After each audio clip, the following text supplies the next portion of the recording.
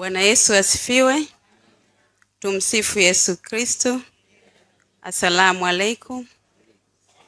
Mheshimiwa mgeni rasmi, mbunge wa jimbo la Mvumi na mgeni rasmi Mheshimiwa Livingstone Joseph Lusindi, ninaomba nichukue muda wako mchache kabla sijaanza kutoa hotuba yangu kutambulisha watu wachache ambao kwa namna moja au nyingine hawakuweza kutambulishwa.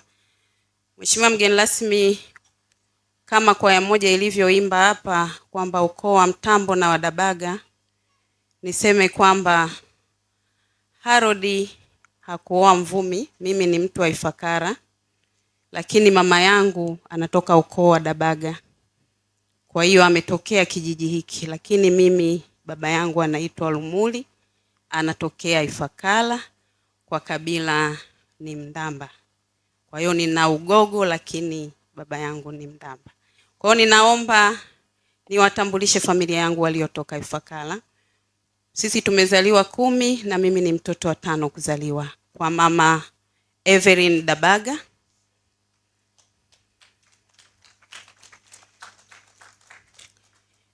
Ninao wawakilishi wa familia, ninaye kaka yangu mdogo. Katika hao 10 sisi wa kike ni 8, 2 walikuwa wa kiume. Kwa hiyo ninaye kaka yangu ambaye ni wa 3 kuzaliwa, wa kwanza wetu ni wa kike, kwa bahati mbaya alishaitwa na Mungu, lakini tuna kaka yetu mkubwa ambaye ametulea, lakini na kaka yangu anayefuata amefika hapa. Naomba kaka usimame.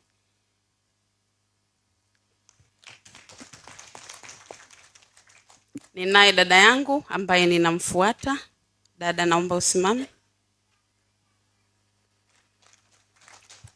Lakini ninao wadogo zangu wa kuzaliwa nao, naomba wasimame kwa pamoja, wamewakilisha wenzao.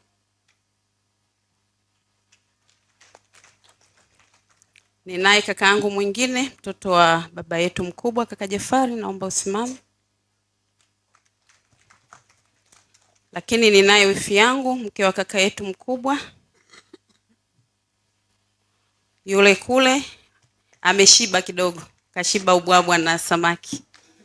Kwetu kuna samaki wengi sana na sisi tunalima sana mpunga. Lakini ninao watoto wa kaka yangu Mossad Rahim, naomba msimame, kaka yetu mkubwa.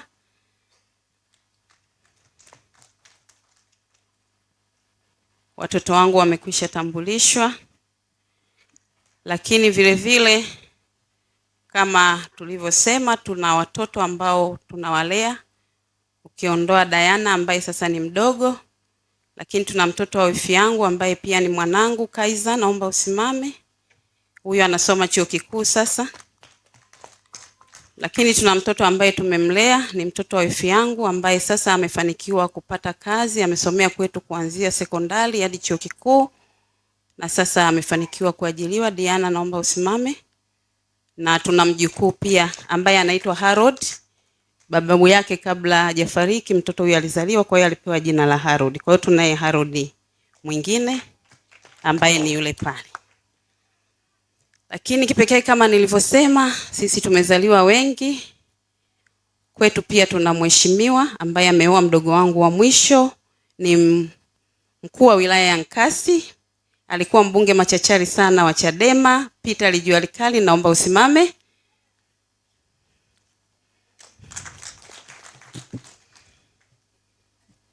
Ninao watumishi wenzangu wa TBA.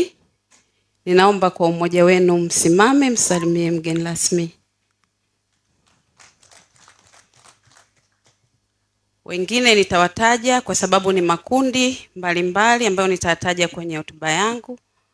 Yule ambaye kwa namna moja au nyingine nimemsahau basi atanisamehe.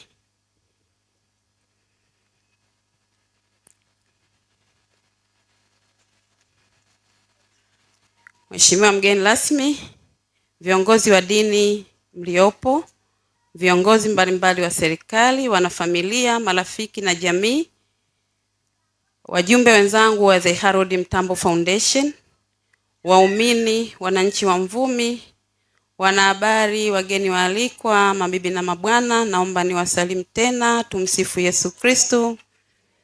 Bwana Yesu asifiwe. Asalamu alaikum. Awali ya yote napenda kuchukua fursa hii kumshukuru Mwenyezi Mungu mwingi wa rehema kwa kutujalia uzima, afya na kutuwezesha kukutana mahali hapa leo katika ibada hii maalum ya kumshukuru Mungu kwa maisha ya marehemu mume wangu Harold Alfred Mtambo, ikiwa ni mwaka mmoja tangu alipototoka hapa duniani. Na kwa hakika tumeona upendo wa Mungu kama alivyosema mchungaji. Tumekuja kwa ajili ya kumshukuru Mungu kwa matendo yake makuu, si kwa kutwaliwa kwake, lakini kwa kuendelea kutupa nguvu tangu siku ile ya tarehe 30 hadi leo, mimi pamoja na watoto wangu na familia kwa ujumla. Lakini vile vile tumekuja kumshukuru Mungu na kuwashukuru nanyi kwa jinsi mlivyotushika mkono tangu tatizo linatokea hadi siku ya leo, hamjaacha kutuombea. Kipekee kabisa ni washukuru watumishi wa Mungu. Nimekuwa nikiwasiliana sana na mchungaji Madam Esther, lakini Faza Mwayela, Faza Madale na watumishi wengine wote, wazee wa kanisa wamekuwa kutia moyo kama familia. Tunawashukuru sana sana sana. Maombi yao hakika tumeweza kumuona Mungu kwa viwango vya tofauti. Tumpe Mungu utukufu. Kwa niaba ya familia ya Harold Alfred Mtambo na The Harold Mtambo Foundation, ninapenda kukushukuru wewe binafsi pamoja na wageni wote mliohudhuria katika tukio hili muhimu. Tunatambua kuwa kila mmoja ana majukumu mengi, lakini mmeamua kutenga muda wenu na kuja kushiriki nasi. Hii ni ishara kubwa ya upendo, mshikamano na kuthamini maisha na mchango wa Harold katika jamii. Mungu awabariki sana.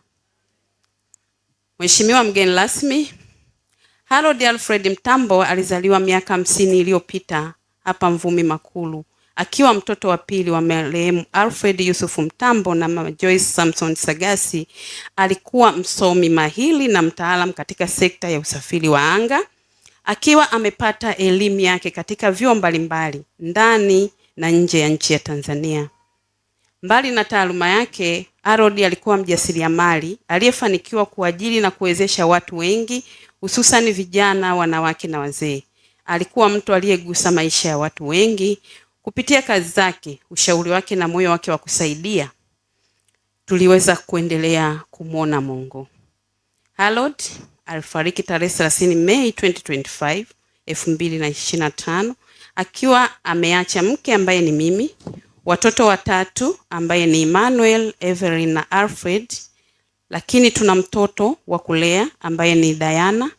Diana ni mtoto wa rafiki yake Harold, naye alikuwa ni mwenyeji wa kijiji hiki Nason, na alivyofariki basi mtoto huyu tulimchukua. Kwa sasa yuko darasa 7, ni mwanafamilia, ni mtoto ambaye tunakaa naye na tunaishi naye. Kwa hiyo nina watoto 4.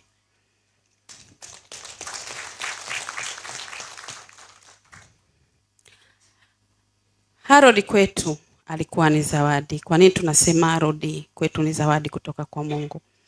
Kwa familia, marafiki na jamii iliyomzunguka, Harold alikuwa zawadi pekee kutoka kwa Mungu. Maisha yake yalidhihirisha maneno ya maandiko matakatifu kutoka kwa Wakorintho wa pili 9:15 yaliyosema, Mungu na ashukuriwe kwa kipawa chake kisichoneneka.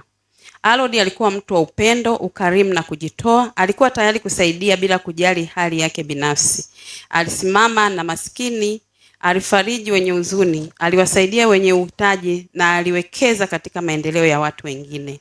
Hakutoa kwa sababu alikuwa na vingi, lakini alitoa kwa sababu alikuwa na moyo wa kutoa na alikuwa na upendo.